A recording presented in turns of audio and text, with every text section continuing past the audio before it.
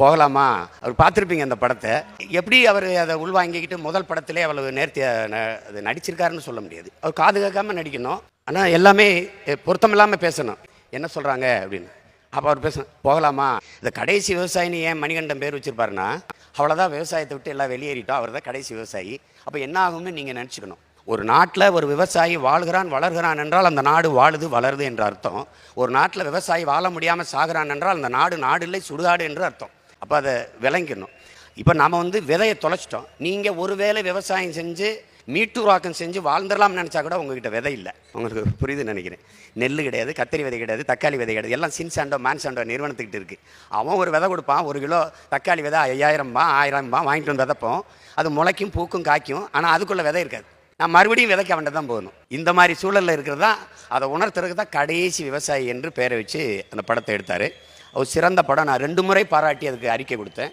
அது திரைக்கு ஓடுனதுக்கு காரணம் முழுக்க தம்பி விஜய் சேதுபதி தான். ஏன்னா மத்தால இருந்தால் நீங்கள் கொண்டு போவோம் அப்படின்னு நினச்சி கொண்டு போய் அந்த படத்திற்கு கூட இருந்து திரைக்கு கொண்டு போய் அதை ஓடுற அளவுக்கு கொண்டு வந்து இந்த அளவுக்கு இவர்களுக்கு விருது கிடைக்கிற அளவு கொண்டு வந்தது தம்பி விஜய் சேதுபதியும் மணிகண்டனுடைய உழைப்பும், அவங்களுக்கு என்னுடைய வாழ்த்துக்களும் பாராட்டுகளும். ஒரு தம்பிக்கிட்ட கேட்டேன், நீ என்ன வேலை பார்க்குறேன்னு. சாஃப்ட்வேரில் வேலை பார்க்குறேன்னாரு. சாப்பிட்டு போய் தானே வேலை பார்க்குறான்னு கேட்டேன் நான். அலைபேசி புதுசாக இருக்கே அப்படின்னேன். ஆமாண்ணே, இது 13Gன்னாரு. செல்ஃபோனில் எத்தனை ஜியும் வரலாம், 11G 13G 14Gலாம் வரலாம். ஆனால் கஞ்சி விவசாயி நாங்கள் தான் ஊற்றணும். எல்லாரும் நினைக்கிறாங்க காசை கொடுத்தா கடையில் காய்கறி ஃப்ரெஷ்ஷாக கிடைக்குங்கிறாங்க.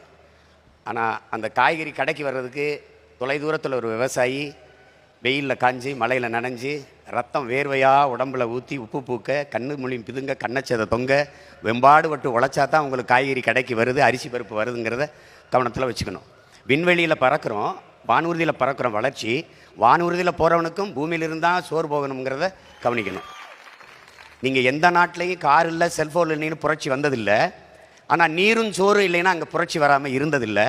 அதுக்கான டீசர் உங்களுக்கு புரிகிற மொழி சொல்கிறோம், அதுக்கான ட்ரெய்லர், அதுக்கான முன்னோட்டம் பக்கத்தில் இருக்கிற இலங்கையில் நடந்து கொண்டு இருக்குங்கிறத நீங்கள் கவனிச்சுக்கணும்.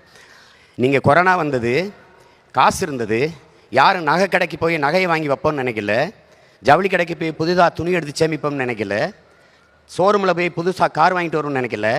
எங்கே மளிகை கடை திறந்துருக்கு, எங்கே காய்கறி கடை திறந்துருக்குன்னா நீங்கள் தேடினீங்க. அப்படின்னா உணவின் அவசியத்தை நீங்கள் புரிஞ்சுப்பீங்கன்னு நினைக்கிறேன். உலகத்தில் வேளாண்மையை கைவிட்ட எல்லா நாடுகளும் பிச்சை எடுக்குது.